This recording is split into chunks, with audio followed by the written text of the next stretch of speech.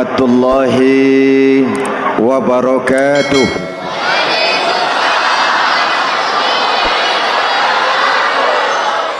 Alhamdulillahi wahdah, sadaqa wa'dah, wa nasara abdah, wassalatu wassalamu ala man la nabiyya ba'dah, Sayyidina Muhammad ibn Abdullah wa ala alihi wa sahbihi wa mawalah, amma ba'du. Saudara-saudara kaum muslimin yang saya cintai, perjalanan waktu telah mengantarkan kita memasuki Ramadan. Kata orang, jauh berjalan banyak dilihat, dan pengalaman adalah guru yang paling bijaksana. Kalau ibadah Ramadan kita berhasil, maka kita yang malam ini pasti bukan kita sebulan yang lalu. Kita yang malam ini adalah kita yang telah ditempa, digojlok, digembleng oleh kawah candra di mukanya Ramadan. Dan setelah perjalanan panjang, perjuangan mengendalikan diri dan menahan nafsu, kita akan merayakan Idul Fitri. Apa yang harus kita laksanakan? Malam ini saya ingin sampaikan ayat 186 surah Al-Baqarah, di mana Allah menuntun kita. Pertama, walitukmilul iddata, hendaknya engkau sempurnakan jumlah bilangan hari puasamu. Puasa sebulan penuh, bisa 29, bisa 30 hari. Yang bisa ru'yat, punya persyaratan mampu ru'yat, silahkan ru'yat. Yang tidak mampu, ikut yang aman saja, dengerin pengumuman pemerintah, cari amannya saja. Sempurnakan jumlah bilangan hari puasamu. Sebab apa? Puasa itu macam-macam. Ada yang puasa model beduk, depan rapat, belakangnya kosong, cuman pembukaan. Ada juga yang pembukaan, pertengahan, dan penutupan. Ada juga yang penutupan saja, mau dapat Lailatul Qadar.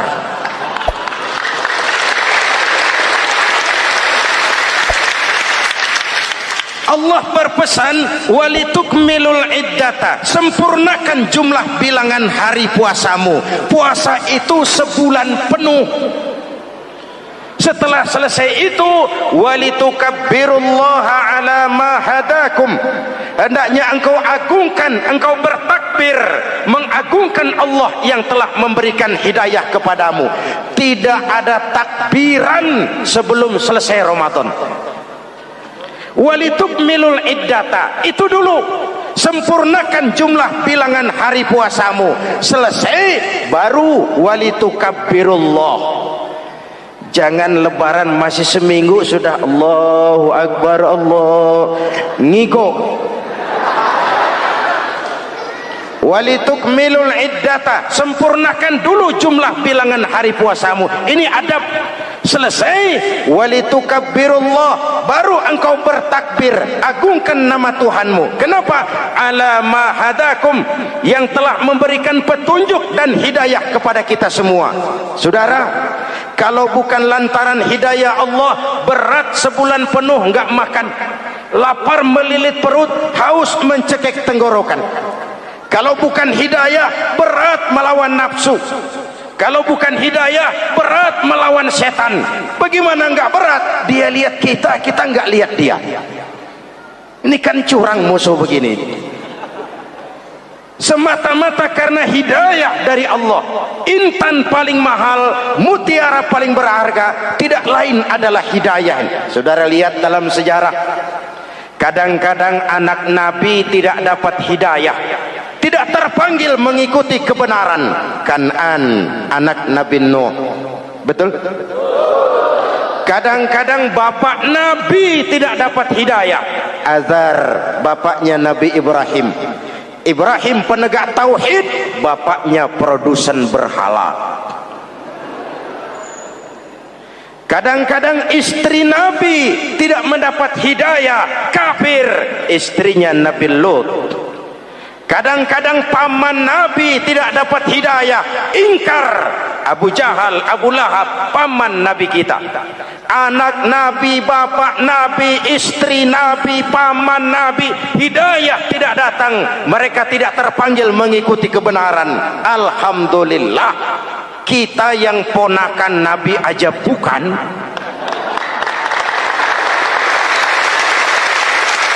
Kita diberikan hidayah. Dengan bekal hidayah itulah kita masuki nuansa Ramadan. Berjuang melawan nafsu, membina takwa, melatih ridha, dengan lapar melilit perut, dengan haus mencekik tenggorokan. Allahumma lakasumtu, Tuhan, untuk Engkau saya laksanakan ibadah ini. Oleh karena itu, jaga hidayah ini baik-baik, karena dia merupakan intan paling mahal, mutiara paling berharga dalam kehidupan kita. Diberikan kita kedudukan yang tinggi, alhamdulillah. Diberikan kita harta yang banyak, alhamdulillah. Tapi itu semua belum ada artinya ketimbang yang bernama hidayah. Maka hidayah inilah yang harus kita jaga baik-baik. Hidayah inilah yang harus kita pelihara. Kita bertakbir kepada Allah, mengagungkan nama Allah yang telah memberikan hidayah kepada kita. Kalau tidak lantaran hidayah, berat melaksanakan ibadah puasa sebulan suntuk. Dengan ibadah Ramadan, kita melakukan pemutihan vertikal. Orang yang keluar dari Ramadan dengan ibadah benar seperti bayi baru dilahirkan oleh ibunya, tidak punya dosa kepada Allah. Idul Fitri, kembali kepada fitrah. Tapi kan kita tidak cuma punya dosa vertikal, kita juga punya dosa horizontal. Kita tidak cuma berdosa kepada Allah, kita juga sering salah kepada sesama manusia. Betul? Inilah momen lebaran itu. Dosa kepada Allah, taubat langsung kepadanya, sonder calok. Dosa kepada sesama manusia, saling memaafkan. Sebab apa? Satu hadis meriwayatkan, selesai sholat id, sahabat mendengar Rasul mengucapkan amin sampai 3 kali. Amin, amin, amin. Heran sahabat, gak ada angin, gak ada hujan, amin 3 kali ya Rasul, ada apa? Kamu gak tahu? Gak tahu. Barusan selesai sholat, malaikat Jibril turun. Lalu, Muhammad, saya mau berdoa kepada Allah, mau kamu aminkan? Silakan Jibril, berdoalah, saya akan mengaminkan. Jibril berdoa, Rasulullah amin. Doanya 3 macam permohonan, Nabi 3 kali mengucapkan amin. Kalau malaikat Jibril yang doa, Nabi yang mengaminkan. Kalau bahasa Inggris, ilokan. Ilokan nih doa meleset. Apa iya? Ma iya? Apa doanya? Pertama, ya Allah, hari ini 1 Syawal, doa malaikat Jibril, saya mohon kepadamu, jangan engkau terima puasa dan ibadahnya anak yang durhaka kepada ibu bapaknya. Rasulullah mengucapkan amin. Jelas? Belum tentu memang setiap kita orang tua, tapi pasti setiap kita anak. Jikalau anak punya ibu dan bapak, seorang anak yang puasa Ramadan, tarawih malam hari, bayar zakat, tadarus Al-Quran, jikalau sudah durhaka kepada kedua orang tuanya, didoakan oleh malaikat Jibril, diaminkan oleh Nabi, supaya puasa dan ibadahnya tidak diterima. Na'udzu. Maka selesai sholat Idul Fitri, tugas yang paling utama minta ridho ibu dan bapak. 1. Yang kedua, ya Allah, hari ini 1 Syawal, saya mohon kepadamu, jangan engkau terima puasa dan ibadahnya istri yang durhaka kepada suaminya. Rasulullah mengucapkan amin. Jangan engkau terima puasa dan ibadahnya istri yang durhaka kepada suaminya. Ibu-ibu tanya, Pak, kalau suami yang durhaka sama istrinya bagaimana, Pak? Nah, ibu-ibu, Rasulullah tidak menjelaskan itu.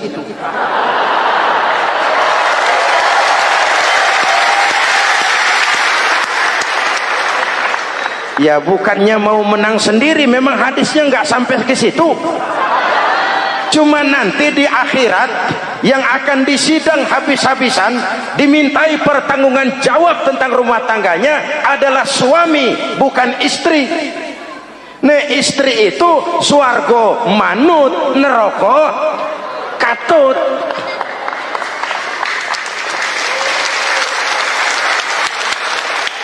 Yang ketiga, ya Allah, hari ini 1 Syawal, saya mohon kepadamu, jangan engkau terima puasa dan ibadahnya muslim yang tidak mau memaafkan sesama saudaranya muslim. Memberi maaf lebih berat daripada minta maaf, tapi memberi maaf lebih mulia daripada meminta maaf. Kalau kita sudah minta maaf, orang tidak mau memaafkan, itu tanggung jawab dia kepada Allah. Orang macam itu yang tidak mau memaafkan sesama saudaranya, didoakan agar puasa dan ibadahnya tidak diterima oleh Allah Subhanahu. Riwayat lain menceritakan, satu hari Nabi lagi kumpul dengan sahabat. Nabi tanya, saudara-saudara, atadruna manil muflis? Tahu nggak kamu siapa orang yang bangkrut, orang yang sial, orang yang celaka? Siapa? Macam-macam jawaban sahabat. Ada yang bilang, al-muflisu fina man la dirham lahu wala mata'. Menurut pendapat kami, orang yang sial, yang bangkrut, yang kagak punya duit. Apalagi mau lebaran kayak begini, bangkrut bener bang. Kadang-kadang yang habis belanja pulang bukan langsung ke rumahnya, ngeneng-ngeneng di depan tetangganya, manas-manasin orang. Hadirin yang saya hormati, semua diukur dengan kacamata materi. Apa jawab Nabi? Bukan. Orang bangkrut bukan yang nggak punya duit. Orang bangkrut itu orang yang nanti di hari kiamat datang menghadap Allah dengan membawa pahala solat, pahala zakat, pahala puasa, karena di dunia rajin ibadah. Cuman sayang, di sisi lain dia datang bawa dosa karena pernah nyaci maki orang, pernah fitnah orang, pernah makan harta orang dengan cara yang zalim, pernah mengalirkan darah orang dengan cara yang tidak benar. Enak dia setor, Tuhan lapor, ini pahala sholat saya, ini pahala puasa saya, ini pahala zakat saya mau ke surga. Datang orang, ntar dulu Tuhan, sabar. Ini orang memang di dunia rajin puasa, tapi saya pernah dicaci maki, lidahnya kotor, omongannya tajam, hancur hati saya oleh ucapannya. Panggil, sini mas. Benar ini orang pernah kamu caci maki, kamu lontarkan kata-kata pedih dan kotor, kasar. Iya, siniin pahala sholatmu, kasihin orang yang kau caci maki, kasihin. Selesai. Berangkat lagi, datang lagi orang. Sebentar Tuhan, dia memang di dunia bayar zakat, tapi dia pernah makan harta orang dengan cara yang zalim, makan harta yatim. Jadi pengurus yatimnya lapar, pengurusnya yang pada kenyang.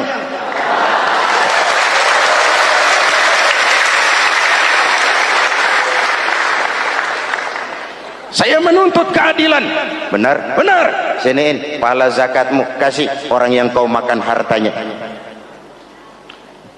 Kalau kebaikannya habis, yang nagih datang terus, apa yang terjadi? dosa orang yang dia sakiti diambil, diberikan kepada dia. Bangkrut nggak? Pahala dipretelin, dosa dikasih. Modal boros, tagihan utang datang terus. Bangkrut bin bangpak alias sial dangkalan. Tahu sial dangkalan? Itu namanya udah jatuh ketiban ember. Jatuhnya sakit, ketiban embernya bonyok. Kita tidak ingin jadi manusia yang rugi dan bangkrut. Karena itu, jikalau ibadah Ramadan memperbaiki hubungan kita kepada Allah, maka Idul Fitri dengan silaturahmi lebarannya memperbaiki hubungan antar sesama manusia, agar kita jangan termasuk golongan orang-orang yang bangkrut. Karena cuma baik hubungannya kepada Allah, tapi tidak baik hubungannya dengan sesama manusia. Ada orang yang pernah difitnah, ada orang yang pernah dicaci maki, ada orang yang pernah dijelek-jelekin, ada orang yang hartanya dia makan dengan cara yang zalim, ada orang yang dia alirkan darahnya, dia bunuh tanpa alasan yang benar. Itu semua akan jadi bebannya di akhirat nanti.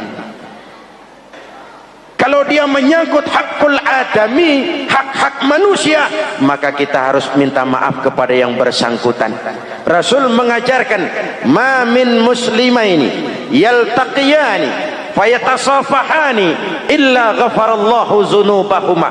Apabila dua orang Islam bertemu lalu bersalam-salaman, Allah hapuskan dosa yang terjadi di antara kedua orang itu. Jadi baik hubungan kita kepada Allah, jalur hablum minallah, dan baik juga hubungan kita dengan sesama manusia, hablum minan nas. Keduanya ternyata saling berkaitan. Saudara hadirin yang saya cintai, dengan begitu kita berusaha memperbaiki hablum minallah dan sisi lain hablum minan nas, agar kita tidak menjadi orang yang bangkrut di akhirat nanti. Bapak Ibu, saudara-saudara kaum muslimin yang berbahagia, memanfaatkan momentum Idul Fitri dalam kondisi negara kita sekarang ini. Indonesia kita ini kan masih sakit, betul? Multi krisis. Mula-mula kita ini kena krisis moneter, rupiah anjlok, dolar naik ke langit. Sampai pernah April 97 dolar mencapai 17 ribuan dari 2.500. Apa enggak kolab? Itu pasti bukan mainan rakyat kecil.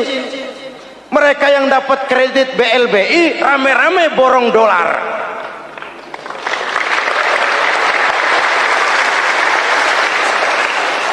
Kita mah bocah kampung boro-boro borong dolar, ngeliat juga tumben.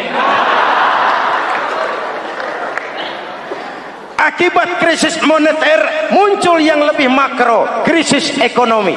Perusahaan besar ambruk, konglomerat terpuruk, PHK di mana-mana, pengangguran meningkat, kriminal meningkat.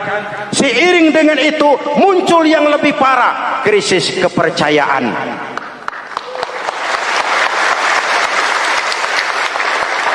Benih-benih perpecahan bertebaran di mana-mana. Dampaknya masih sangat terasa sampai sekarang ini. Kita lihat sekarang ini, Aceh belum selesai, Papua minta merdeka, Timur Timur cerai. Dalam kondisi seperti inilah momentum Idul Fitri harus jadi lem perekat yang menjaga keutuhan kita. Sampai Rasulullah berpesan, ini 3 pesan utama beliau yang saya sampaikan malam ini. Pertama, silman qata'ak, bersilaturahmilah kau kepada orang yang marah denganmu. Kalau orang baik, kita baik lagi, pantas, memang mestinya begitu. Tapi bersilaturahmilah kepada orang yang marah denganmu.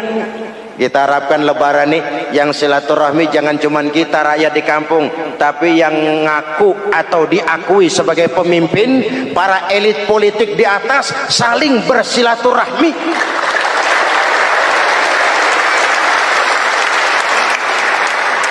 Kalau mereka rukun di atas, kita di bawah ngelihatnya enak. Betul? Tidak ada orang akan di atas kalau tidak disokong dari bawah. Kita ini seperti rumah, walaupun genteng di atas, nggak boleh genteng ngomong seenaknya. Genteng ngomong sama tiang, saudara tiang, kamu enak, saya setengah mati. Hujan kehujanan, panas kepanasan. Kadang-kadang anak-anak nakal saya disambitin. Kata genteng. Yang jadi tiang ngomong, Teng. Kata tiang, ngomong jangan sembarangan, Teng. Kamu kira kamu bisa nongkrong di atas, itu gara-gara siapa, Teng? Kan saya sokong dari bawah, kata tiang.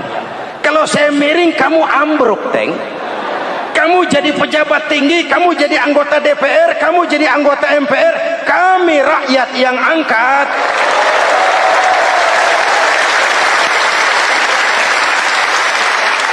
Jangan udah di atas pada berebut turu-turu dia melulu, capek rakyat. Ada yang jadi anggota dewan cuman pengen petatang peteteng, cari prestise dan gengsi. Ada yang cuma jadi trompet kekuasaan, pokoknya apa kata kekuasaan akur, setuju. Kekuasaan bilang, saudara-saudara, bumi ini lonjong, lonjong. Lalu rakyat dapat apa dari wakil kayak begitu? Inilah momentum Idul Fitri. Mari kita manfaatkan silaturahmi. Jangan mewarisi sifat dendam, karena dendam tidak akan menyelesaikan persoalan.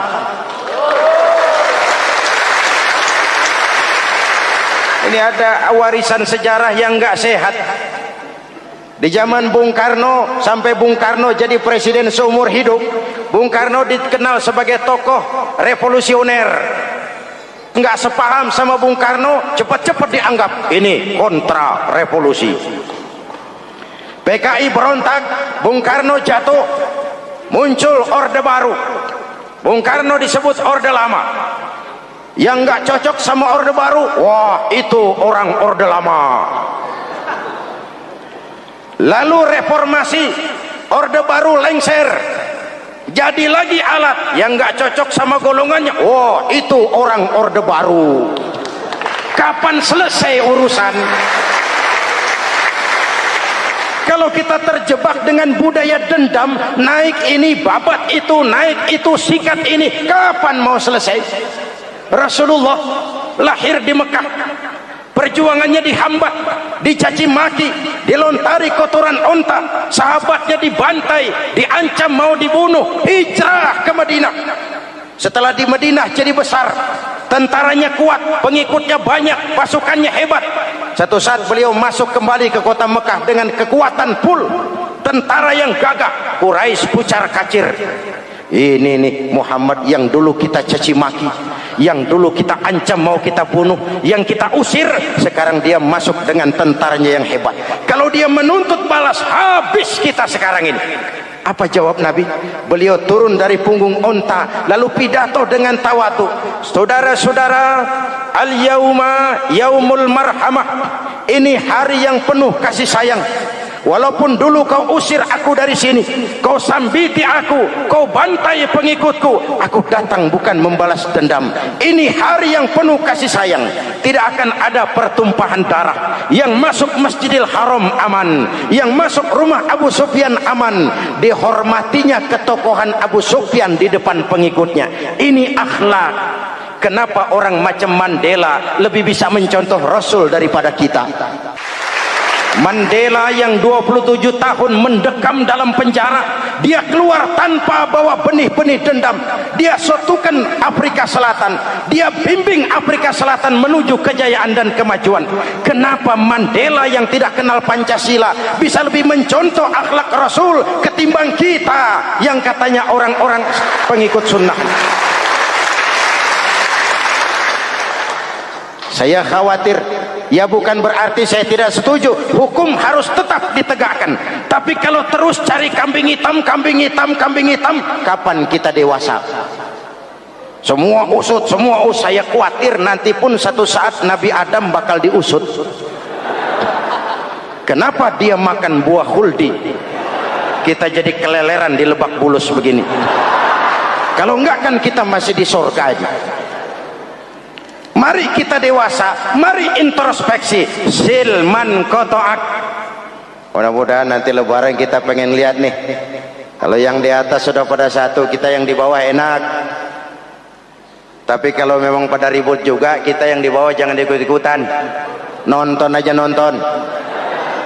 Giliran rame tepuk tangan. Oh, namanya elit susah ditebak. Nih hari dia berebut beda pendapat, ntar malam dia makan bareng. Kita di bawah udah kedongan ngasa golok. Kan berapa urusan? Sekarang udah nggak zamannya ngerahin masa. Sekarang adu argumen, biar rakyat tentukan mana yang lebih pantas. Hadirin yang saya hormati, silman kotoak, bersilaturahmilah kepada orang yang marah denganmu. Momentum Idul Fitri harus meredam keberingasan, harus mencuatkan semangat persatuan dan kesatuan. Udah capek kita diobok-obok. Yang kedua, wa'atiman haramak. Ini masalah kepedulian. Berikan orang yang bakhil kepadamu, sampai orang yang pelit pun kasih. Kepedulian. Banyak anak-anak yatim kita, janda-janda tua. Kalau yang muda sih nggak usah dipikirin, dewan penyantunnya udah banyak aja. Orang-orang jompo, mungkin baju kita sudah kurang berharga di lemari kita, tapi sangat berharga ketika kita berikan kepada orang lain. Berbagi rasa. Jangan ada yang lapar di samping yang senyum, jangan ada yang menangis di samping yang tertawa. Hadirin yang ketiga, wa'fu amman zalamak. Maafkan orang yang berlaku zalim kepada dirimu. Maafkan orang yang berlaku zalim. Jangan mewarisi sifat dendam, karena Ramadan sudah melatih kita. Tidak akan menyelesaikan persoalan. Dengan semangat ini, maka persatuan, kesatuan, kerukunan dan kekompakan akan lebih mudah kita wujudkan. Kita ingin Indonesia esok lebih baik daripada sekarang ini. Amin. Dan tentu saja kita berharap banyak dari para pemimpin-pemimpin kita. Semoga lebih bersikap sebagai negarawan, bukan hanya sebagai politisi. Karena jujur saya ingin berkata, reformasi memang telah melahirkan politisi, tapi belum banyak melahirkan negarawan. Negarawan adalah orang yang ngayomi seluruh rakyat. Sekarang rakyat cuma di atas namakan, biar banyak banget. Kalau tidak mendukung dia, dianggap bukan rakyat. Biar dikit banget kalau pendukungnya, itulah rakyat sejati. Ini pemimpin model apa kayak begini?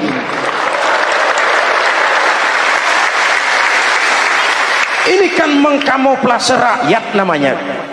Oleh karena itu, mari sama-sama kita baca Fatihah. Kita niat, mudah-mudahan suasana sesudah Ramadan benar-benar kondusif, agar kita bangsa ini bisa keluar dari kesulitan besar yang kita hadapi sekarang ini.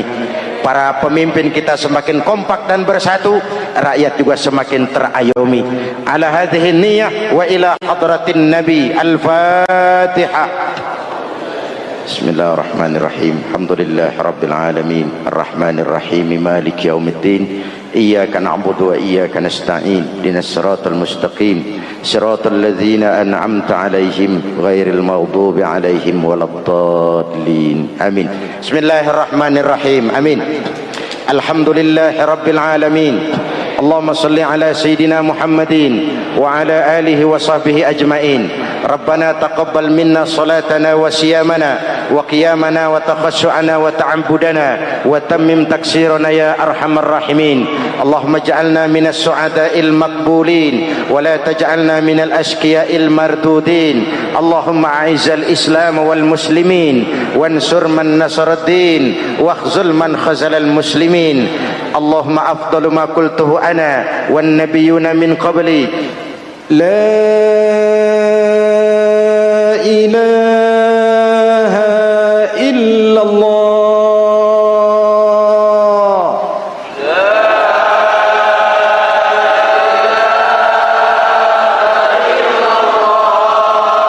La ilaha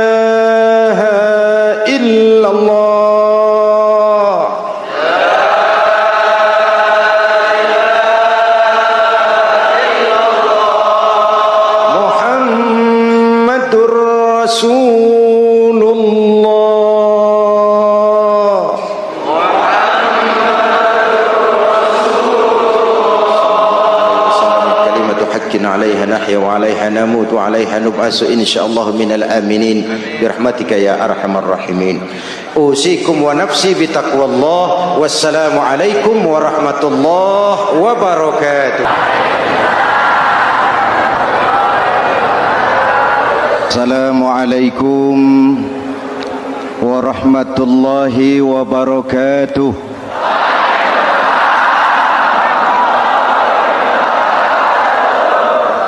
Alhamdulillah wassalatu wassalamu ala Rasulillah Sayyidina Muhammad ibn Abdullah wa ala alihi wa sahbihi wa mawala, amma ba'du. Hadirin hadirat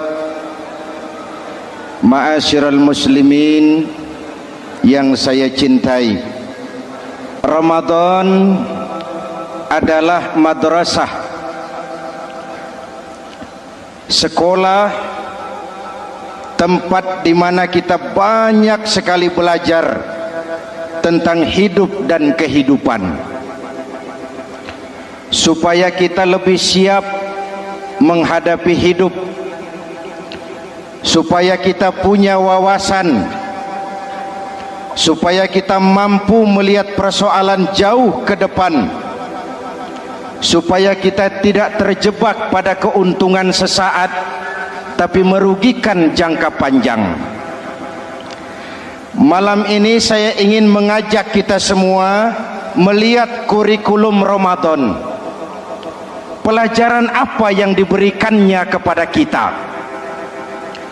Pertama, Ramadan mengajarkan kita menjadi orang-orang yang sabar, ulet, dan tahan uji. Ini zaman di mana persaingan tajam, betul? Jangankan jadi pejabat tinggi, jangankan jadi pengusaha sekarang ini, jadi kiai saja kalau tidak sanggup bersaing.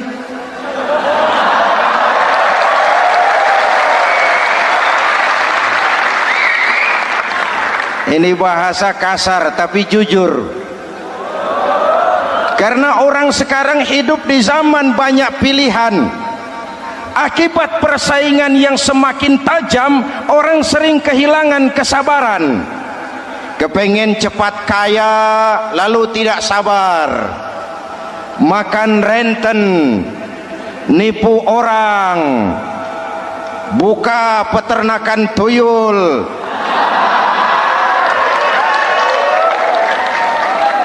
korupsi. Sekarang ini kan lagi santer Bulog Gate jilid 2. Rupanya memang tajam uang Bulog itu.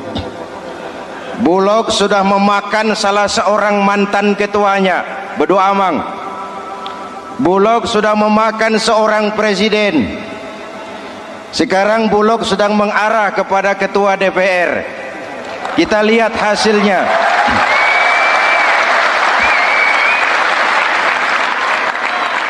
Tentu saja kita prihatin karena kita tahu ekonomi kita sedang sulit, hutang melilit leher, tetapi pada sisi lain kita melihat enak saja uang mengalir puluhan miliar untuk sesuatu yang tidak terkait dengan kepentingan rakyat.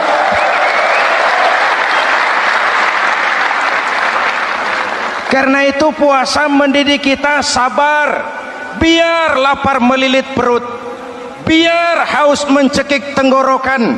Kalau maghrib belum datang, jangan sentuh makanan, jangan ambil minuman, sabar. Betul? Ada waktunya. Lalu lintas itu macet karena kendaraan besar tidak mau ngalah, kendaraan kecil tidak tahu diri. Betul? Antrian di pasar kacau karena yang sudah dapat nggak mau minggir, yang di belakang dorong-dorong. Betul?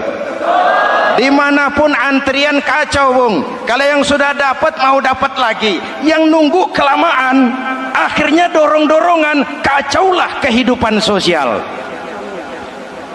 Puasa melatih kita sabar, Karena sebagai bangsa kita punya latar belakang sejarah. Kita ini bangsa yang ditempa oleh segala macam kesulitan.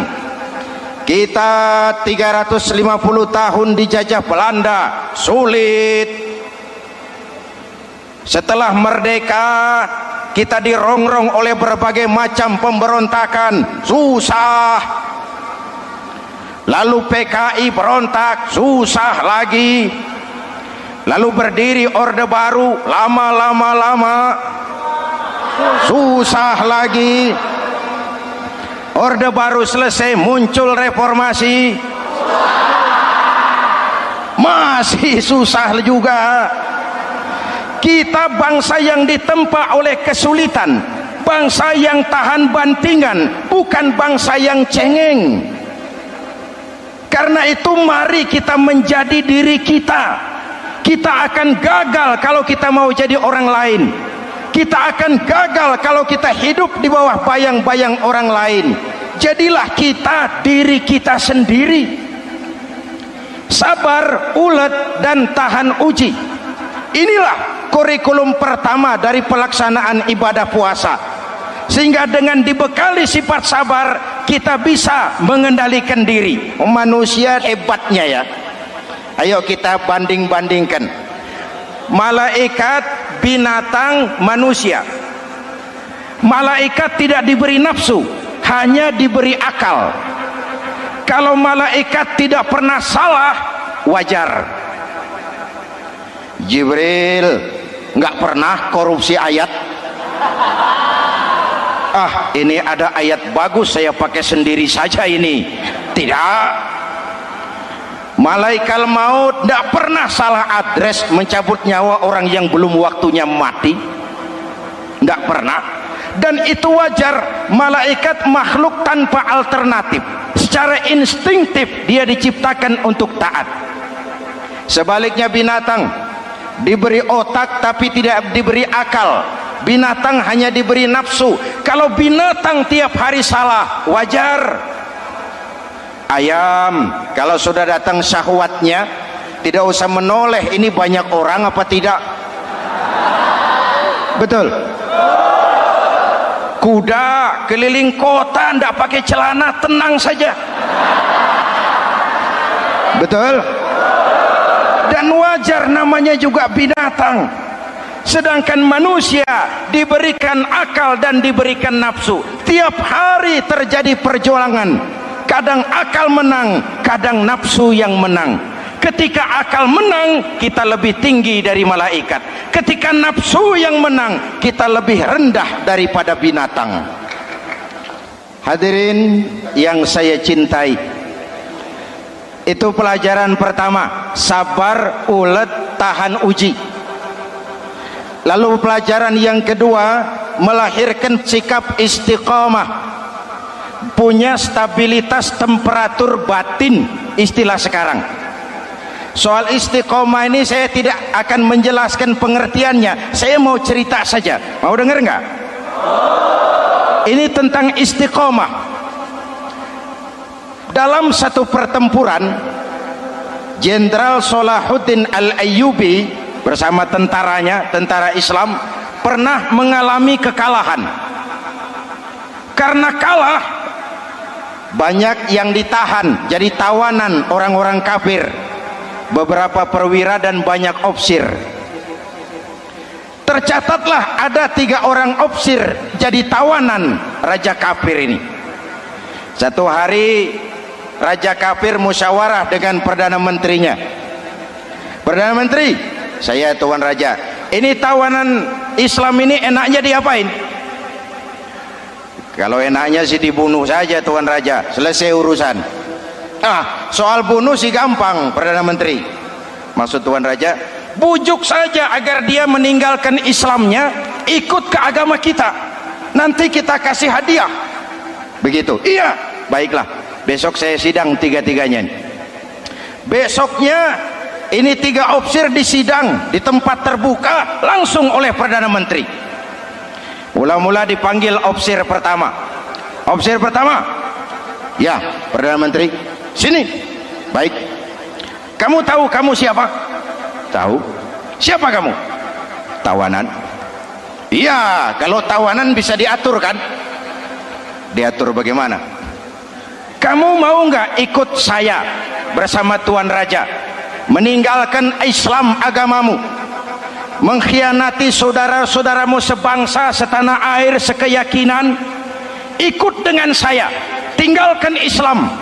Nanti kamu akan saya angkat jadi pejabat tinggi, gaji cukup, rumah cukup, kendaraan cukup, istri cukup. Tapi kalau kamu menolak, kamu akan saya bunuh. Tuan Perdana Menteri, ya. Apa Anda menyangka selama ini saya berjuang karena kepengen kedudukan yang tinggi? Nih, Tuan menyangka saya berjuang ini karena kepengen harta yang banyak, jaminan hari depan yang memadai? Tidak, Tuan Perdana Menteri. Saya tinggalkan keluarga, kampung halaman, sanak famili, handai taulan. Saya jihad karena mengharap ridho Allah Subhanahu wa ta'ala. Tapi sekarang kamu tawanan kan? Itu resiko perjuangan. Kamu tidak mau meninggalkan Islam? Tidak. Kamu akan saya bunuh. Silakan. Kamu tidak takut mati? Tidak. Kamu berani? Dari kemarin. Apa dikira baru sekarang saya berani? Tuan Perdana Menteri, saya berharap memang saat-saat seperti ini bisa saya temukan. Ibadah saya sedikit, sholat saya kurang, puasa saya kurang. Barangkali dengan jihad saya bersimbah darah, mati di tangan Tuhan, Allah akan mengampuni dosa-dosa saya dan saya dapat tiket untuk mencapai keridhaannya.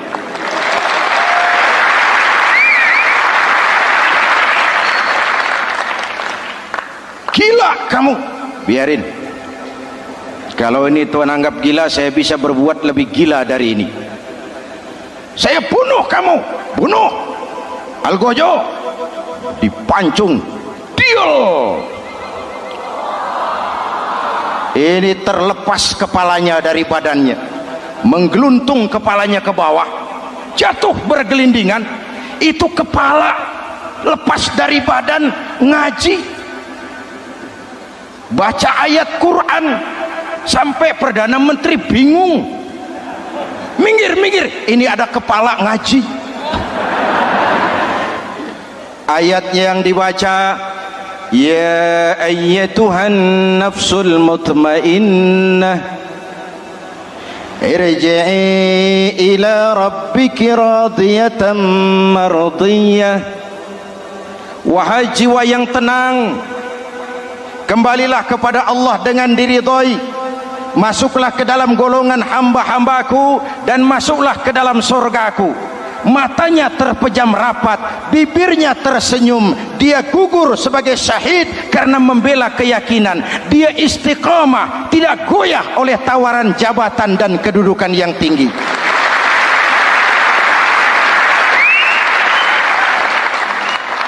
Perdana Menteri geleng kepala. Dasar orang Islam. Panggil officer kedua. Officer kedua. Ya, Perdana Menteri, kamu sudah lihat temanmu yang barusan? Sudah. Mati kan? Mati. Kamu bagaimana? Mau tetap berjuang untuk Islam atau ikut kami? Jabatan tinggi, kedudukan tinggi, rumah tinggi, bagaimana? Atau mau mati seperti teman kamu barusan? Sudah kamu pikir? Sudah, Perdana Menteri. Sudah apa? Sudah, jangan banyak omong. Maksud kamu apa? Saya sudah tidak sabar mau nyusul teman saya yang barusan itu.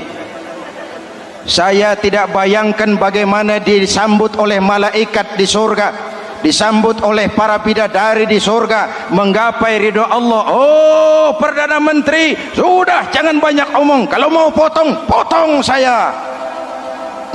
Perdana Menteri bilang ini lebih gila dari yang pertama. Yang pertama masih mau diajak ngomong, ini malah langsung minta disembelih. Ayo Algojo, potong. potong lagi, deal, terpisah lagi kepalanya dengan badan, jatuh ke bawah, menggeluntung, ngaji lagi. Ayatnya yang dibaca, wujuhun yawma izin nadirah ila rabbiha nazirah.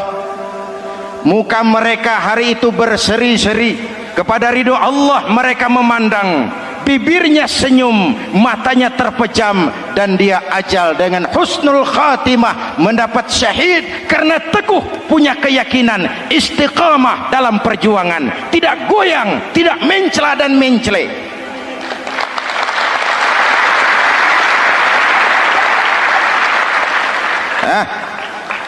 Opsi ketiga, sini. Yap, siap Perdana Menteri. Kamu sudah lihat nasib dua orang teman kamu? Sudah. Mati kan? Mati. Kamu mau seperti dia? Oh, tidak Perdana Menteri. Saya tidak mau mati. Daripada mati kan lebih baik hidup. Kamu mau ikut saya? Mau Perdana Menteri. Mau. Gaji besar, rumah besar, kendaraan besar, istri.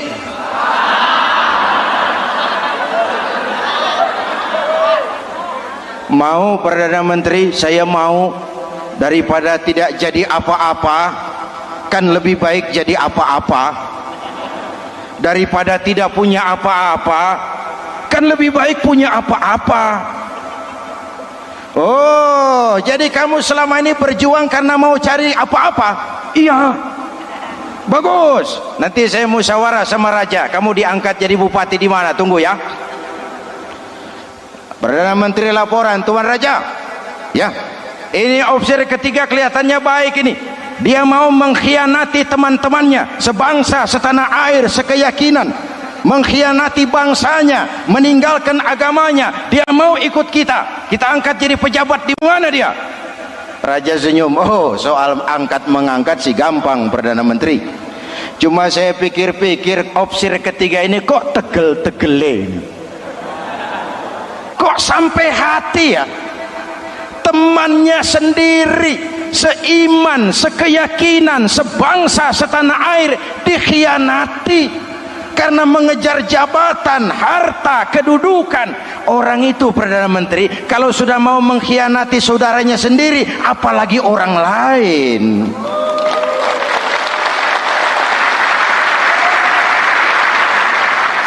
Ini opsi ketiga, ini opsi bejat. Anda bayangkan temannya sendiri dikhianati, nanti kalau ada kesempatan kita ditikam dari belakang. Jadi bagaimana Tuan Raja? Malah kalau saya lihat yang dua yang sudah mati itu orang hebat Perdana Menteri, punya pendirian, istiqamah. Malah kalau bisa yang dua itu dihidupin lagi. Loh, dihidupin bagaimana Tuan Raja, sudah kadung mati. Jadi bagaimana ya opsi ketiga ini? Bunuh, bunuh, bunuh. Buat apa piara benalu jadi duri di kaki nanti? Bunuh. Baik, Perdana Menteri kembali. Opsi ketiga, siap Perdana Menteri. Saya jadi bupati di mana? Bupati, modar sampean. Loh, saya mau dibunuh. Bunuh. Katanya kalau ikut agama Tuan, meninggalkan agama kami, saya akan jadi pejabat tinggi. Kamu opsi bejat, kamu tidak punya pendirian, saudaramu sendiri seagama kamu khianati, apalagi orang lain. Potongan kayak kamu jadi pejabat, rusak negara ini.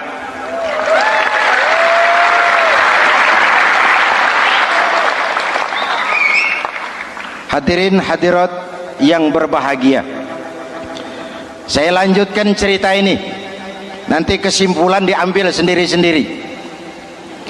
Jadi saya mau dibunuh Tuan Perdana Menteri. Ya, kamu mau dibunuh. Tidak jadi pejabat. Tidak, kamu bejat. Bejat kok mau jadi pejabat. Nanti juga kalau kamu jadi pejabat, paling kerjamu memperkaya dirimu sendiri, paling banter keluargamu dan golonganmu, rakyat tetap saja tidak terurus.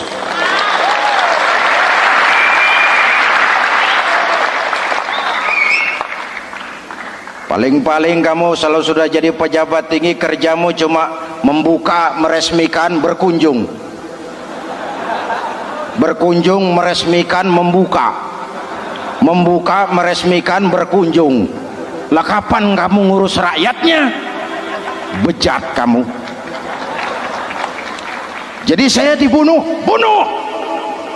Iyalah, kalau mau dibunuh ya saya bunuh, tapi saya mau Islam lagi ah. Terserah, mau Islam lagi mau tidak, kamu tetap akan dibunuh. Iya, saya mau Islam lagi.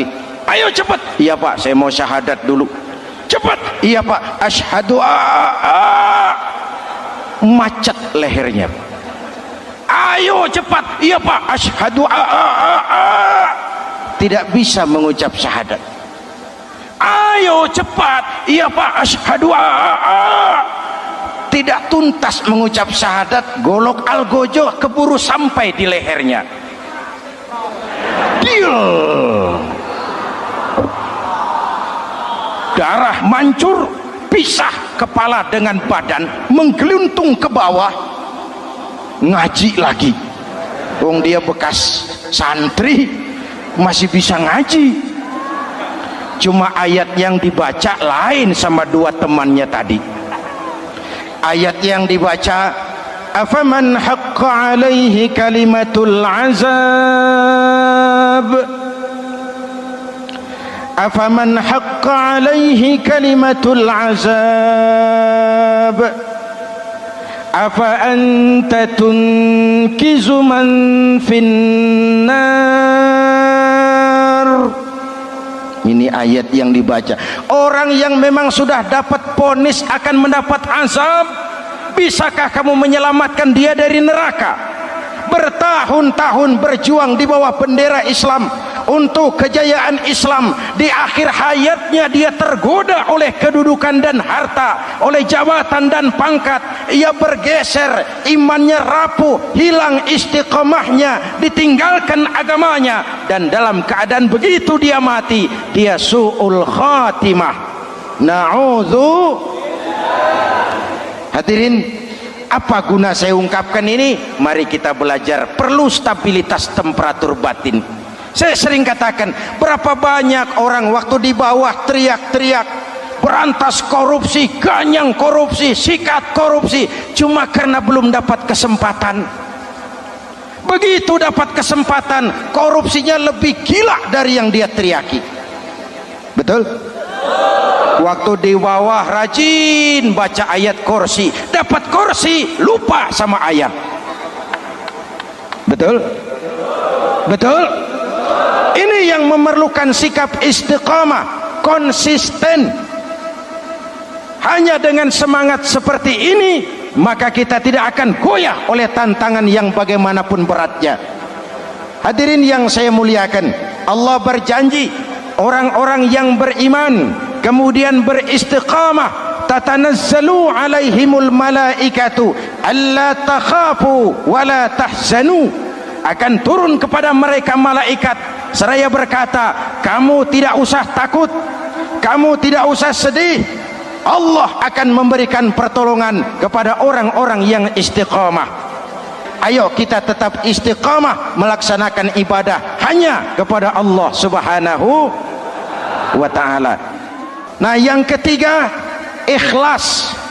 Allahumma lakasumtu, untuk engkau saya berpuasa. Orang mau puji atau tidak bukan soal, orang mau lihat atau tidak bukan soal. Kalau sudah berbuat, yang penting karena Allah saja.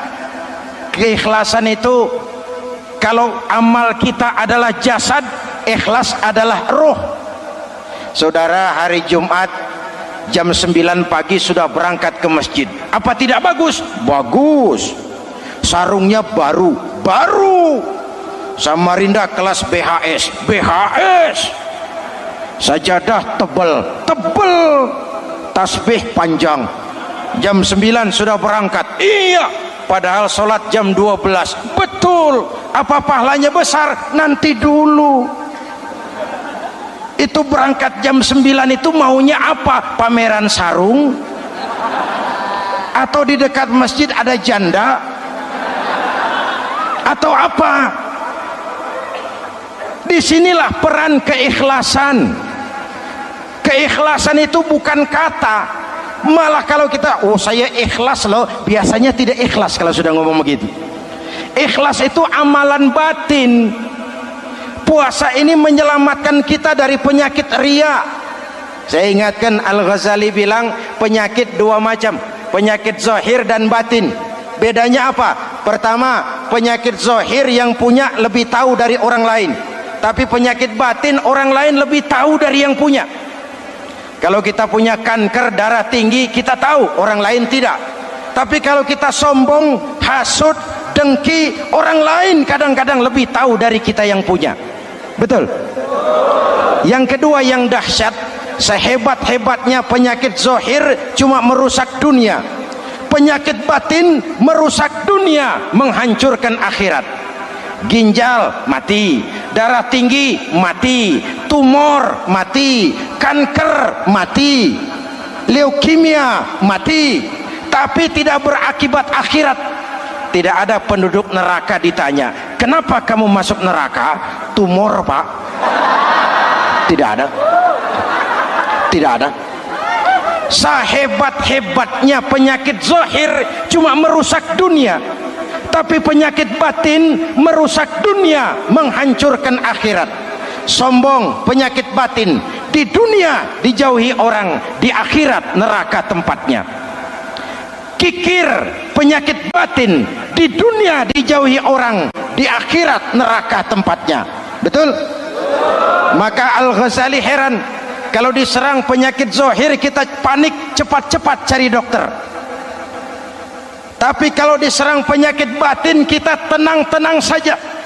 Padahal penyakit batin merusak dunia dan lebih hebat lagi menghancurkan akhirat.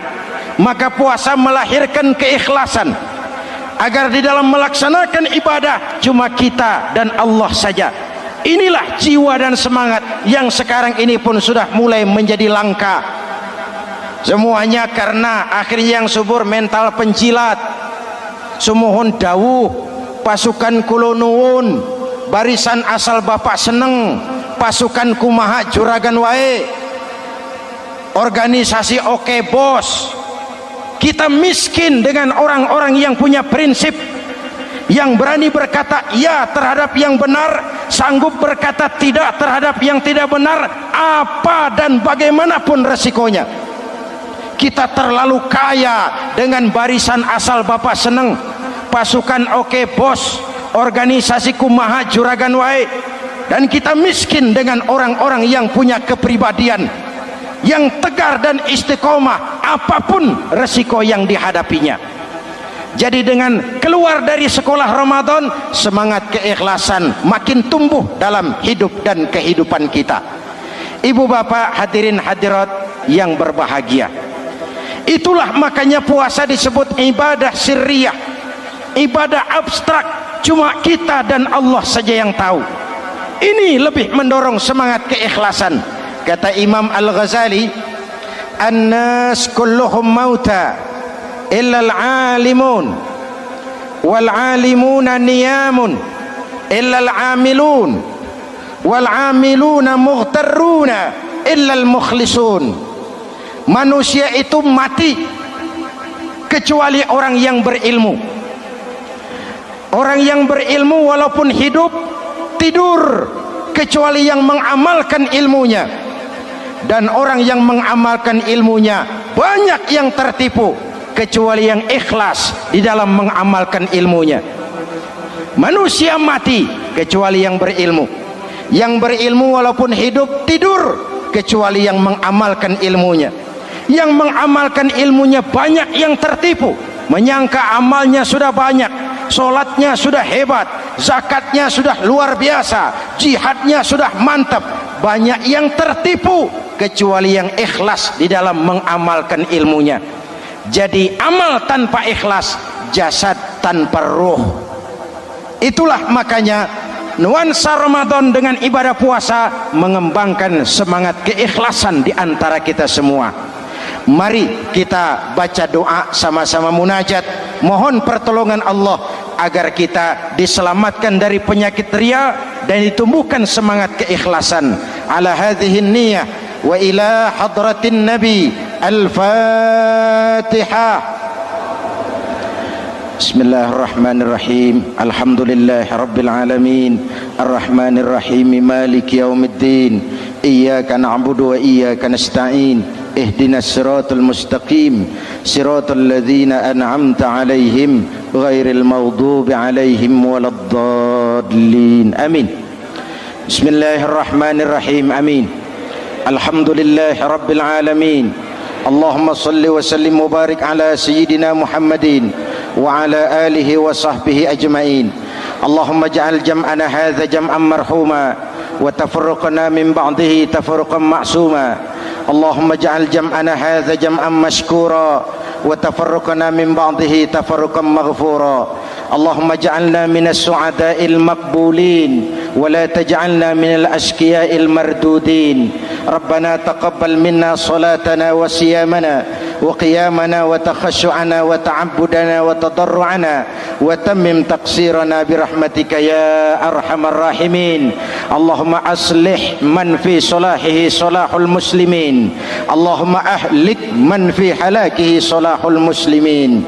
Ya Allah, dengan sepenuh perasaan dan pengharapan, dengan segala keremahan dan kerendahan, kami bermohon kepadamu, berikan kami kekuatan zahir dan batin, berikan kami kesabaran dan ketabahan, sikap istiqamah dalam mengarungi hidup yang penuh ujian ini. Karuniakan kepada kami pemimpin-pemimpin yang takut kepadamu dan sayang kepada kami. Rabbana hab lana min azwajina dhurriyyatina qurrata a'yun waj'alna lil muttaqina imama. Afdalu ma qultuhu ana wan nabiyyuna min qabli. La ilaha illallah.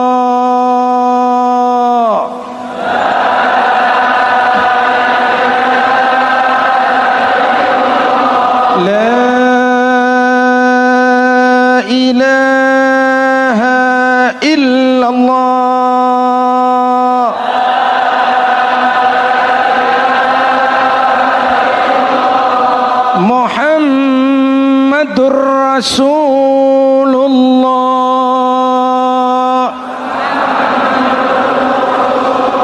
Amin. Kalimatu haqqin 'alaiha nahya wa 'alaiha namut wa 'alaiha wa biha nub'atsu insyaallah minal aminin birahmatika ya arhamar rahimin. Sallallahu ala sayyidina Muhammadin wa ala alihi wa sahbihi ajma'in. Hana rabbika rabbil izzati amma yasifun. Salamun alal mursalin walhamdulillahi rabbil alamin. Assalamualaikum warahmatullahi wabarakatuh.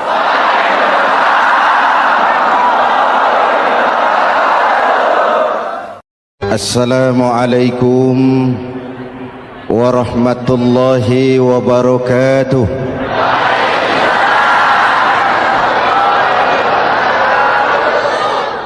Alhamdulillah wassalatu wassalamu ala Rasulillah Sayyidina Muhammad ibn Abdullah wa ala alihi wa sahbihi wa mawala. Amma ba'du.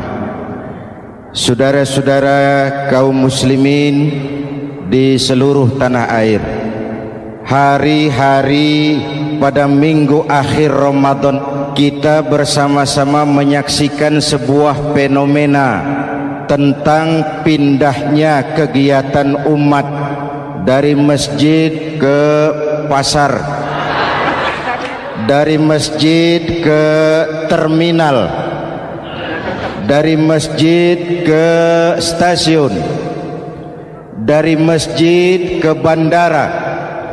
Apa boleh buat, itulah wajah kita. Bahwa lebaran artinya mudik, bahwa lebaran artinya baju baru dan makanan. Lebaran berbeda dengan Idul Fitri. Lebaran adalah tradisi yang setiap kita boleh ikutan. Siapa saja boleh ikut lebaran, tapi tidak tiap orang bisa merayakan Idul Fitri. Mau puasa atau tidak puasa boleh lebaran, tidak dilarang sama petugas keamanan. Mau ibadah Ramadan atau tidak melaksanakan ibadah Ramadan boleh ikut lebaran, tapi tidak berarti merayakan Idul Fitri, karena selalu ada kos dari apa saja yang kita lakukan. Saya mau cerita, mau dengar nggak? Ada dokter gigi, dokter baru, satu sore praktek, pasiennya 4 orang nunggu duduk jejeran. Dipanggil pasien pertama, diperiksa, berlubang giginya, dicabut tanpa dibius. Namanya dokter baru. Pasien ini teriak, aduh sakit dok, tidak kuat, sakit. Teriakannya keras sekali. Pasien yang 3 orang yang nunggu gemeter, lari semua. Selesai dicabut, diobati, selesai, tanya, sudah selesai dok? Sudah mas. Berapa biayanya? 200.000. Loh, biasanya kan 50.000, kok 200.000? Biasanya sih memang 50.000, tapi siapa suruh kau teriak? Yang 3 lari.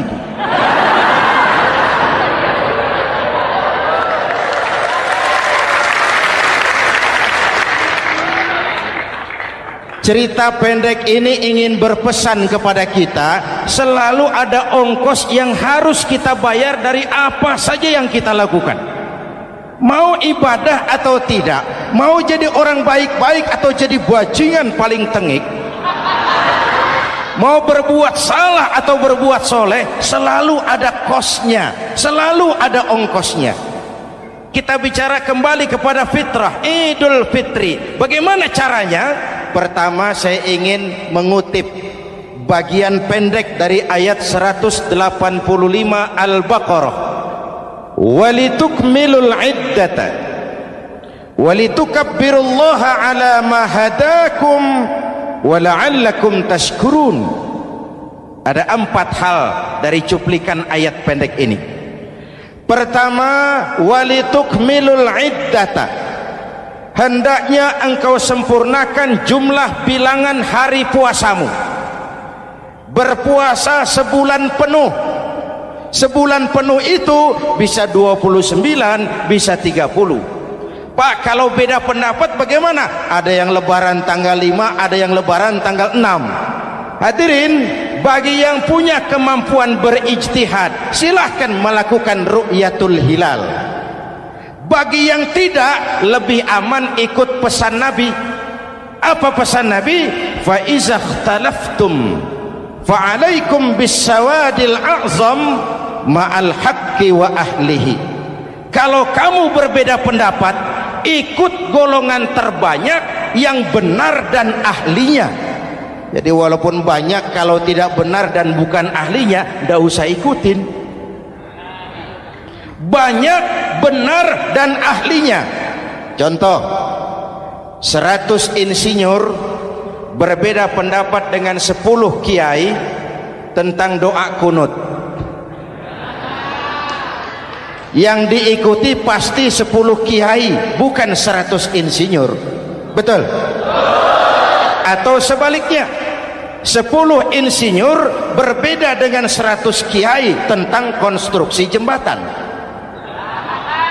Yang diikuti tentu 10 insinyur, benar dan ahlinya.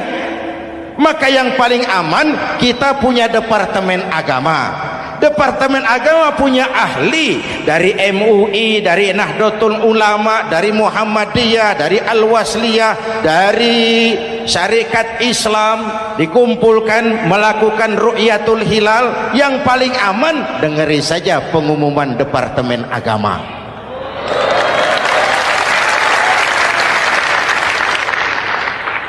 Tapi tetap menghormati mereka yang meyakini 1 Syawal jatuh pada tanggal 5. Beda boleh, marah jangan. Jelas? Saudara boleh suka tempe, tapi jangan menghina orang yang tidak suka tempe. Saudara boleh senang tahu, tapi jangan ngenyek karo wong yang senang tahu. Hadirin yang saya hormati, walitukmilul iddata, kalau mau kembali kepada fitrah, sempurnakan jumlah bilangan hari puasamu. Makna sempurnakan di sini dua, sempurnakan 1 bulan penuh dan sempurnakan semangat puasamu. Walaupun Ramadan berakhir, puasa jangan selesai. Kenapa? Tangan kita masih tetap terus puasa dari mengambil yang bukan milik kita. Lidah kita walaupun Ramadan sudah selesai tetap berpuasa dari memfitnah dan menggunjing orang lain. Kaki kita walaupun Ramadan sudah selesai tetap puasa dari berjalan ke tempat yang tidak baik. Perut kita tetap berpuasa dari kemasukan barang-barang yang haram. Sempurnakan semangat puasamu. Sikap disiplin, sikap jujur, merasakan kehadiran Allah dekat dalam hidup. Nih contoh ringan.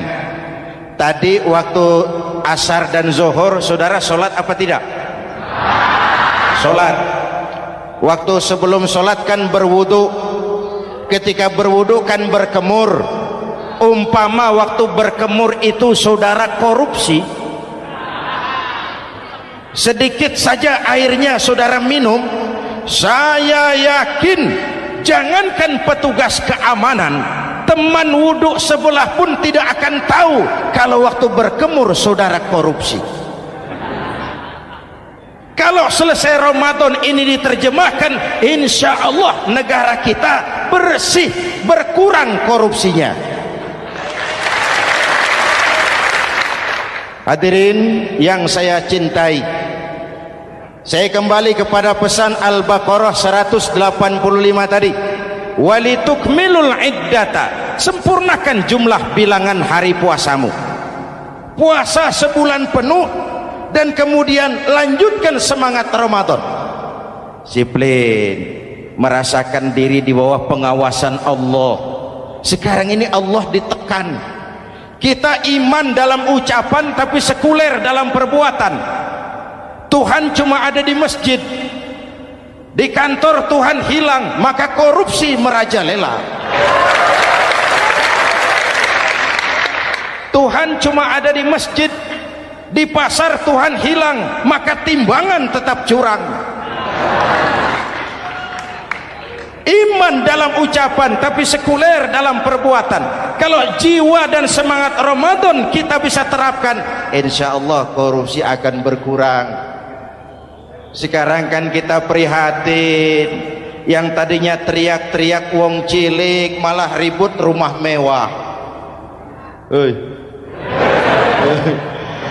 Yang tadinya teriak-teriak rakyat kecil sekarang malah ribut soal villa 5 miliar. Ini kan menyedihkan, memilukan dan memalukan, tidak punya sense of crisis.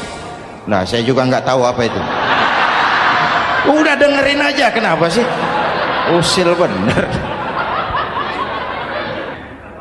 Padahal ekonomi kita masih terpuruk, lapangan kerja sulit, jumlah pengangguran rata-rata 2 juta orang per tahun. Lapangan kerja baru sulit terbuka karena investor jangankan yang dari luar mau masuk, yang di dalam siap-siap keluar. Terakhir kita dengar Sony, pabrik elektronik besar, mau cabut lagi, pindah invest ke Taiwan, menyusul pabrik silet yang di Ciputat itu. Ketika ditanya apa investasi di Cina lebih murah, tidak, dia bilang lebih mahal, cuma lebih pasti. Di Indonesia murah, cuma mejanya kebanyakan, biaya siluman, namanya siluman nggak karu-karuan, keluar uang banyak, urusan tidak pasti, capek. Disahkan undang-undang penyiaran yang justru ditolak oleh masyarakat penyiar sendiri. Industri penyiaran bakal kolaps karena sekarang ini boro-boro mereka industri televisi mau break even point, mau pulang modal, dengan ke depan bisa bangkrut.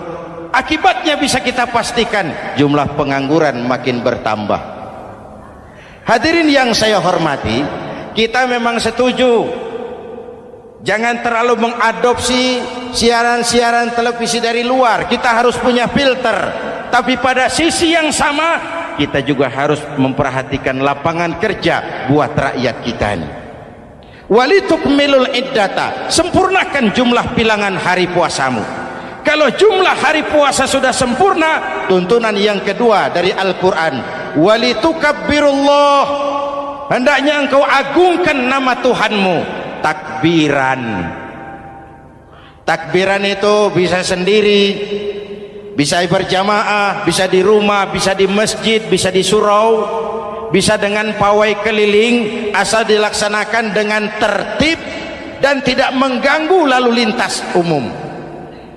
Prakteknya yang terjadi, pawai keliling itu mengganggu ketertiban umum, perang petasan, mengganggu lalu lintas. Terjadi macam, ada yang takbiran bawa bendera partai. Innalillahi wa inna ilaihi rajiun. Ini takbir politik. Hadirin yang saya hormati, kalimat takbir dalam kondisi kita, saya ingatkan kepada satu ungkapan Bung Tomo. Bung Tomo, pelaku sejarah, tokoh 10 November yang dikenal sebagai Hari Pahlawan, dalam satu pidatonya saya ingat pernah berkata, andai kata tidak ada kalimat takbir, ini ungkapan Bung Tomo, andai kata tidak ada kalimat takbir, saya tidak tahu dengan apa saya harus menggerakkan putra-putra terbaik bangsa untuk bangkit berjuang melawan penjajah.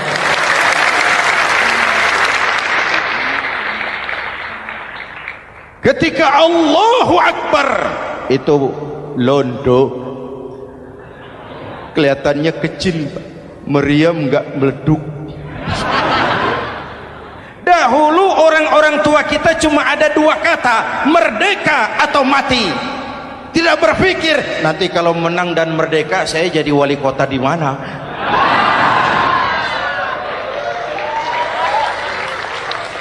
Kalimat takbir, bangsa ini harus bangkit dari keterpurukan.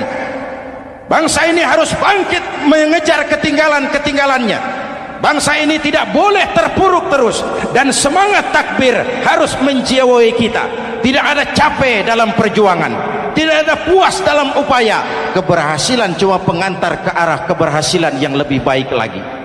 Walitukabbirullah, hendaknya engkau agungkan nama Tuhanmu.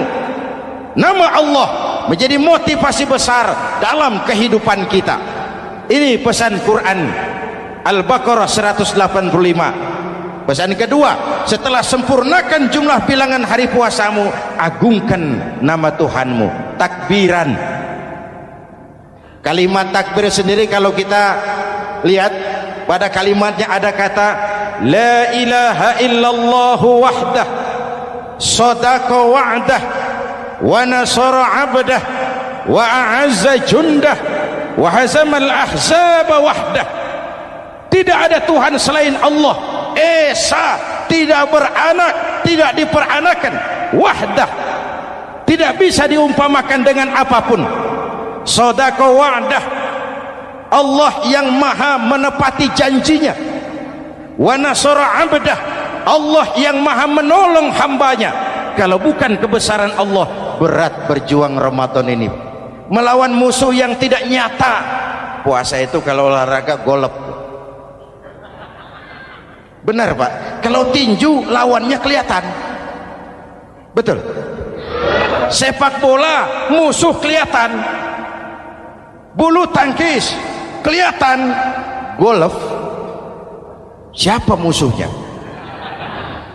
Itulah puasa, menghadapi musuh yang tidak kelihatan. Itu lebih berat daripada perjuangan mengangkat senjata, lebih berat daripada berjuang mengorbankan harta. Tapi kalau di bulan Ramadan saja Rasulullah menang dalam perang Badar, itu harus jadi sumber motivasi dengan kalimat takbir, dengan keagungan Allah, bangsa Indonesia harus bangkit dari keterpurukan. Ibu bapak hadirin yang saya hormati, jadi bukan akhir Ramadan lalu sibuk beli baju. Boleh, tapi bukan itu yang utama. Laisal id bilibasin jadid, walakinnal id bita'atin yazid. Idul Fitri bukan pakaian baru. Idul Fitri adalah ketaatan yang meningkat, yang telah ditempa, digojlok, digembleng oleh Ramadan. Jadi kalau Ramadan rajin baca Quran, lalu selesai Ramadan sayonara Quran, latihan tidak berhasil. Ramadan rajin ke masjid, selesai Ramadan selesailah ke masjid. Awal Ramadan full house sampai ke halaman, akhir Ramadan cuma imam berdua tikar. Masjid kembali senyap, padahal masjid adalah pusat kegiatan umat. Saudara lihat dari sejarah, ketika hijrah ke Madinah, Rasul singgah di Kuba. Apa yang beliau lakukan? Membangun masjid. Ketika sampai di Madinah, kesibukan pertama beliau apa? Mencari rumah dinas? Bukan. Kesibukan pertama beliau mencari lokasi di mana membangun masjid. Isra dan Mi'raj, perjalanan besar dimulai dari masjid ke masjid. Ini indikasi masjid memang merupakan pusat kegiatan umat. Umat Islam dengan masjid seperti ikan dengan air, tidak boleh pisah. Ada ikan yang tidak betah di air? Ada. Ikan mau modar. Kalau umat sudah mulai menjauhi masjid, jiwanya yang akan mati. Kalau jiwanya mati, jasadnya masih hidup, itu namanya bangkai berjalan.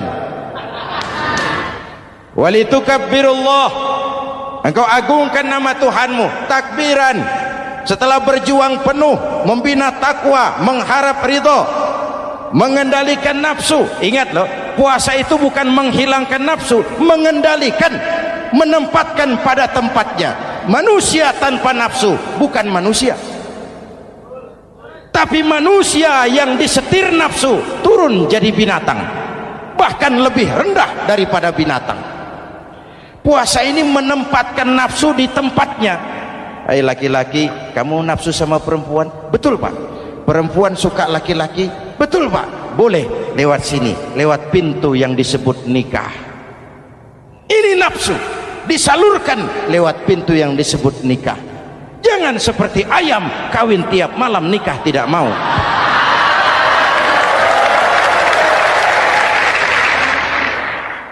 Hai manusia, nafsu kepada materi, kepengen kaya? Iya pak, boleh.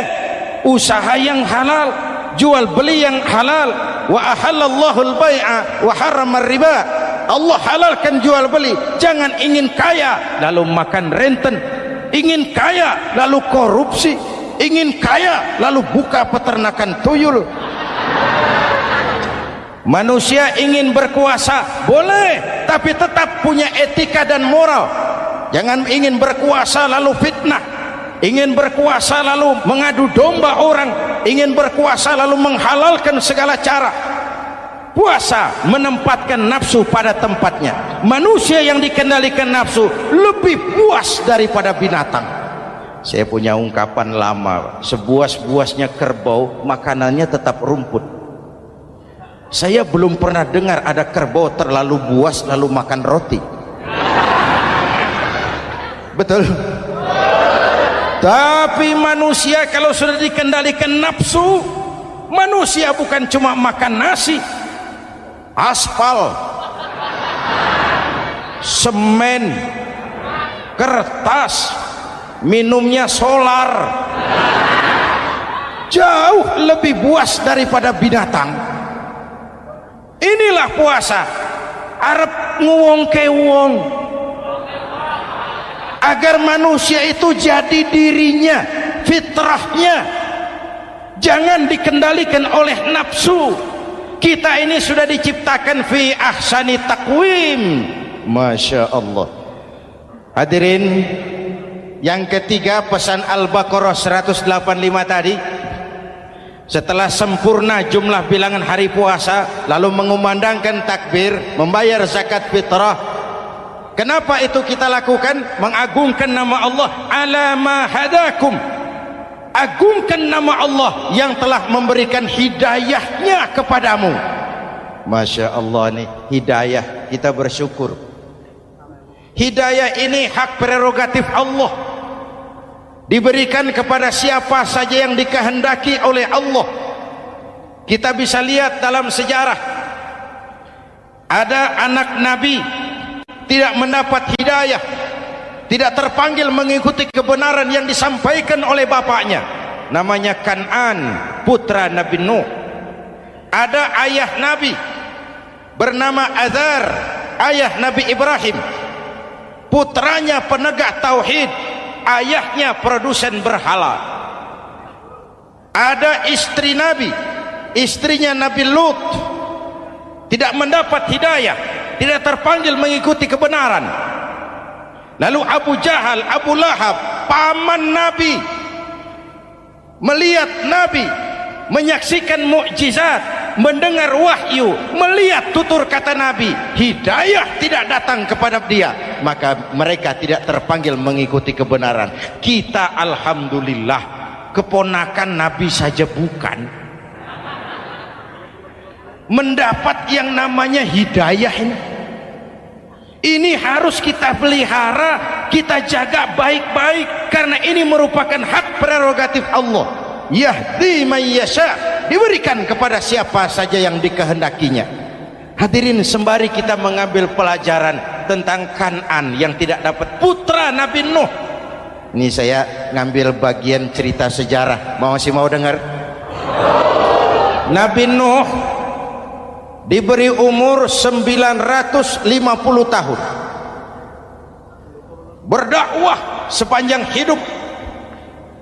800 tahun beliau dakwah, dapat pengikut tidak lebih 80 orang, rata-rata 10 tahun satu. Yang dihadapi ini umat yang kurang ajar, bandel, bajingan, tengik. Kalau diceramahi, telinganya ditutup dengan tangannya. Ini saking kurang ajarnya ini umat. Diberikan dakwah, telinganya ditutup dengan tangan. Nabi Nuh ketika di puncak kesabarannya munajat, ya Rabb, bagaimana Nuh? Siang malam saya berdakwah kepada umat ini, saya sampaikan risalahmu, saya canangkan seruanmu, saya sampaikan ajaranmu. Inni da'autu qaumi lailan wa nahara, siang malam saya berdakwah kepada umat. Wa inni kullama da'autuhum ja'alu asabi'ahum fi adhanihim, tiap kali saya sampaikan dakwah kepada mereka, mereka tutup telinganya dengan tangannya. Saya tidak sanggup menghadapi umat seperti ini, ya Allah. Habis mau kamu bagaimana Nuh? Sikat saja sudah semua ini, bikin mati saja. Nanti kalau punya anak, anaknya kafir lagi, lebih baik bapak moyangnya, mbah-mbahnya sikat semua. Rabbi la tazar 'alal ardi minal kafirina dayyara, jangan disisakan orang kafir, habisin semua. Itu mau kamu? Iya. Buat kapal Nuh, nanti aku turunkan banjir. Dengan apa saya membuat kapal ya Rabb? Pakai kayu Nuh. Kayunya dari mana ya Rabb? Dari pohon tentu. Pohonnya belum ada ya Rabb. Tanam dulu Nuh. Membuat kapal, kayunya nanam pohon dulu. Apa artinya? Perjuangan bukan simsalabim abracadabra.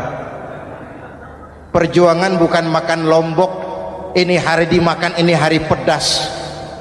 Perjuangan itu proses, ada keringat, ada air mata, ada darah, tempo-tempo nyawa. Itulah perjuangan. Sudah pohon ditebang, buatkan kapal di tengah kampung. Umat unjuk rasa lagi. Nuh makin gila. bikin kapal di tengah kampung, mau belayar kemana? Selesai Nuh, selesai ya Rob, naik. Orang-orang yang beriman bersamamu naik, binatang serba sepasang naik. Naik Nuh, naik orang beriman, naik binatang serba sepasang. Gerimis mulai turun. Setelah kapal semua terisi, Nabi Nuh kontrol. Sudah naik semua? Sudah. Nuh, Mas Bejo ada? Ada. Mbok Painem, naik sudah, masuk. Oke. Hei. Kan'an anak saya ikut tidak naik kapal. Kami tidak lihat Nuh. Turun ke bawah. Ada Kan'an. Kami tidak lihat Nuh. Naik ke atas buritan. Kelihatan Kan'an tidak ikut naik kapal. Kumpul bersama orang kafir di daratan. Inilah potret kehidupan. Kumpul dengan orang-orang kafir. Berapa banyak anak-anak kita tidak mau ikut orang tuanya ke masjid. Kumpul dengan orang-orang kafir di tempat maksiat. Nuh karena sayang kepada anak, dari atas kapal memanggil, ya bunayyar kam ma'ana. Ya, ini bahasa orang manggil, Pak.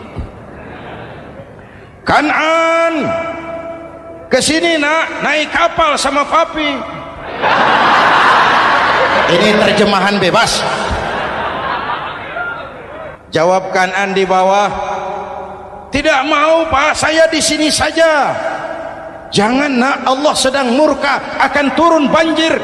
Kalau datang banjir Bapak, sa'awi ila jabalin ya'simuni minal ma'. Saya akan naik ke gunung tinggi yang bisa menyelamatkan saya dari banjir. Kan'an naik ke gunung tinggi, gunung pun tenggelam dihantam banjir. Dalam puncak kepedihan, Nabi Nuh akhirnya sadar, ya Allah, kalau orang kafir tenggelam memang saya yang minta, tapi Kan'an kan anak saya. Nuh, anggap Kan'an bukan anakmu. Wa innahu amalun ghairu salih.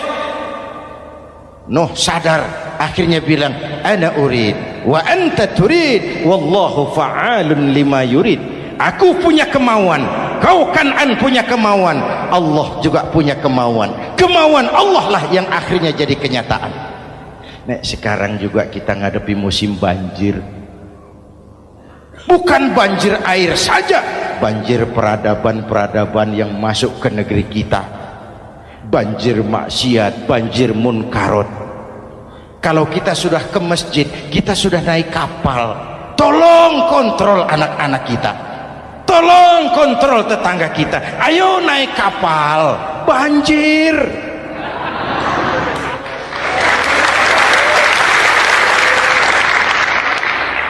Ditutup ayat ini dengan wala'allakum tashkurun.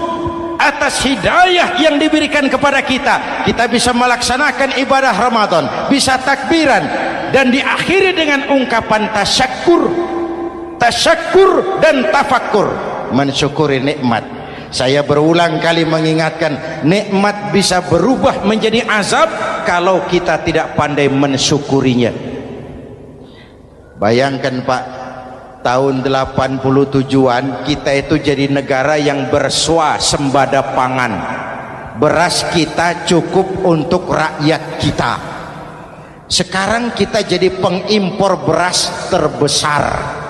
Kita beli beras ke Vietnam, kita beli beras ke Thailand, ke negara-negara yang lebih kecil dari kita. Kenapa? Karena sawah kita tanami gedung dan beton. La in syakartum la azidannakum wa la in kafartum inna adzabi lasyadid.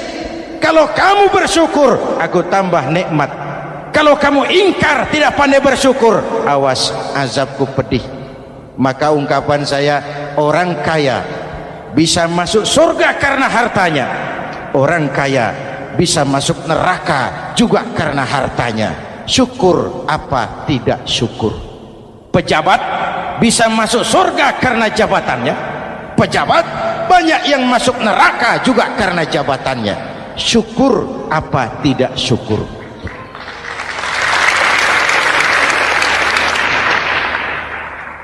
Orang alim, kiai bisa masuk surga karena ilmunya. Orang alim pun bisa masuk neraka lebih dulu dari penyembah berhala juga karena ilmunya. syukur apa tidak syukur. Kasih jabatan sebagai pemimpin lalu menyadari sayyidul qaumi khadimuhum, pemimpin suatu umat adalah pelayan bagi umat itu. Pelayan harus melayani, bukan minta dilayani. Selama ini kita memandang jabatan itu jalan pintas menuju kaya. Jabatan itu artinya kekuasaan dan fasilitas, maka yang lahir rampok-rampok baru.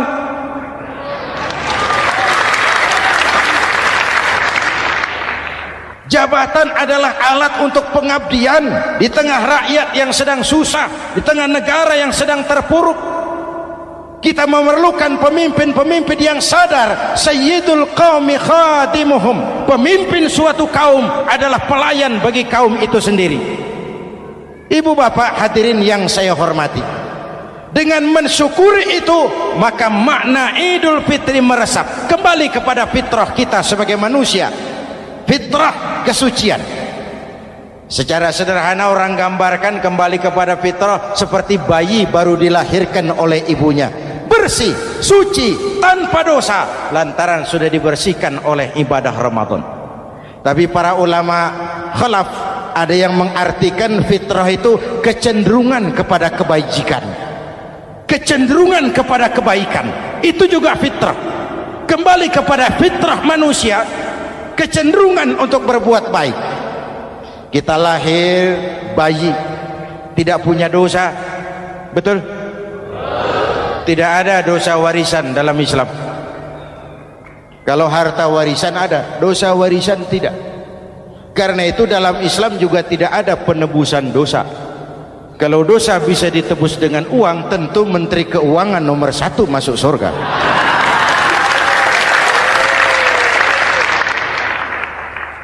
Dosa dalam Islam ditebus dengan taubat, langsung kepada Allah, sonder calo. Hadirin yang saya hormati, kembali kepada fitrah seperti bayi baru dilahirkan oleh ibunya, bersih, tidak punya dosa kepada Allah lantaran sudah dibersihkan oleh ibadah Ramadan. Soalnya kemudian kita kan tidak hanya bersalah kepada Allah, kita ini juga bergaul dengan sesama manusia, betul? Sebuah hadis, sahabat ditanya oleh Rasul, atadruna manil muflis? Saudara-saudara, tahu kamu siapa orang yang bangkrut? Oh Rasul, orang bangkrut yang tidak punya uang, orang bangkrut yang tidak punya harta. Salah, kata Rasul. Innal muflisa min ummati, yang bangkrut dari golongan umatku, yang besok di hari kiamat datang menghadap Allah dengan membawa pahala solat, membawa pahala zakat, membawa pahala haji, membawa pahala sedekah pada satu pihak.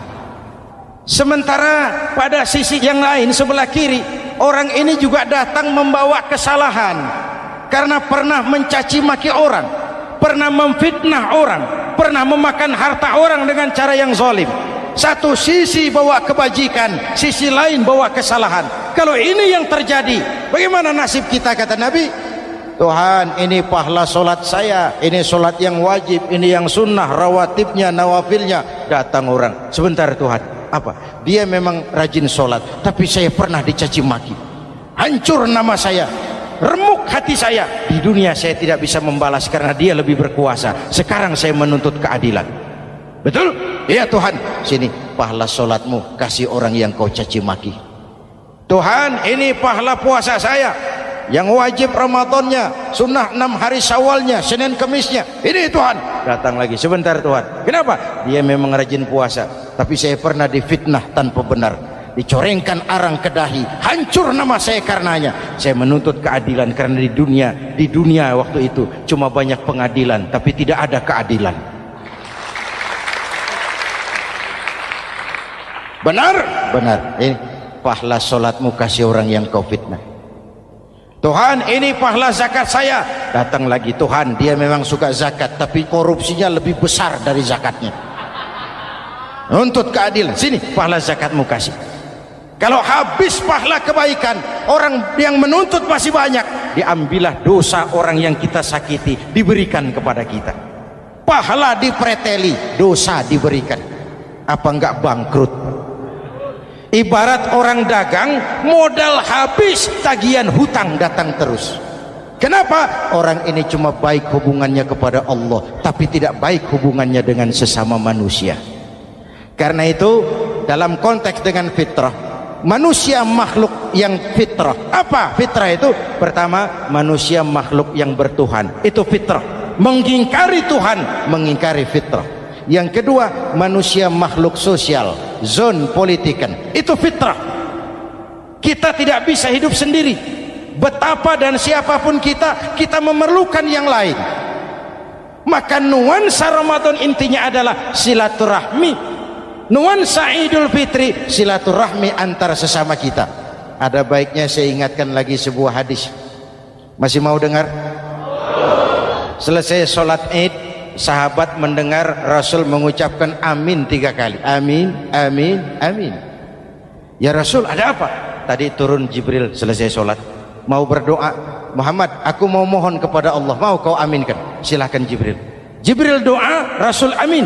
Doanya 3 macam permohonan, maka Rasul 3 kali mengucapkan amin. Kalau sudah Jibril yang doa, Rasul yang amin, apa ya doanya ditolak? Apa isi doanya? Yang pertama, ya Allah, doa malaikat Jibril, hari ini 1 Syawal, waktu itu doanya, saya mohon kepadamu, jangan engkau terima puasa dan ibadahnya anak yang durhaka kepada ibu bapaknya. Rasul mengucapkan amin. Renungan buat kita. Itu sebabnya barangkali sesibuk-sibuk di Jakarta masih mau mudik nemui orang tua. Yang kedua, ya Rabb, saya mohon kepadamu, jangan engkau terima puasa dan ibadahnya istri yang durhaka kepada suaminya. Amin. Kedengaran, Bu? Ada ibu-ibu tanya, Pak, kalau suami yang durhaka sama istrinya bagaimana? Hadisnya tidak menjelaskan itu, Bu.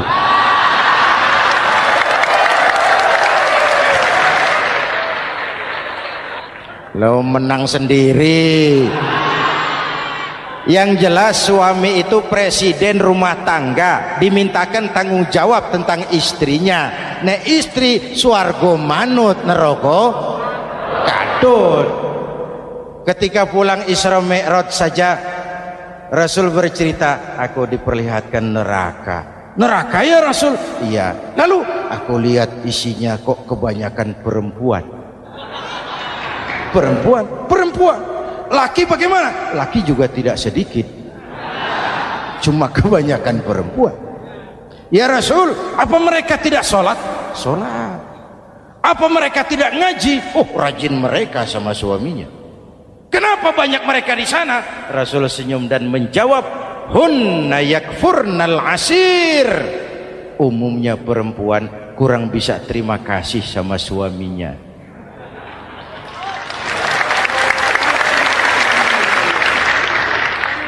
Ini penyakit turunan. Oi, ngaku oi. Lalu yang ketiga, ya Allah, hari ini saya mohon kepadamu, jangan engkau terima puasa dan ibadahnya muslim yang tidak mau memaafkan sesama saudaranya muslim. Memaafkan lebih berat daripada meminta maaf, tapi memberi maaf lebih mulia daripada meminta maaf. Inilah nuansa mengembalikan semangat saling menghargai, saling mencintai, keutuhan, kerukunan, dan kedamaian. Sudah capek kita rakyat dengan konflik. Sudah capek kita dengan mengedepankan perbedaan dan bukan persamaan. Sudah waktunya kita berbeda tapi tetap bergandengan, tetap bersama menyongsong hari esok yang lebih baik. Mintalah ridho ibu bapak, suami kepada istri, istri kepada suami, dan memaafkan sesama saudara muslim sehingga kita benar-benar kembali kepada fitrah. Terima kasih dan mohon maaf, semoga ada manfaatnya. Usikum wa nafsi bitaqwallah. Wassalamualaikum warahmatullahi wabarakatuh.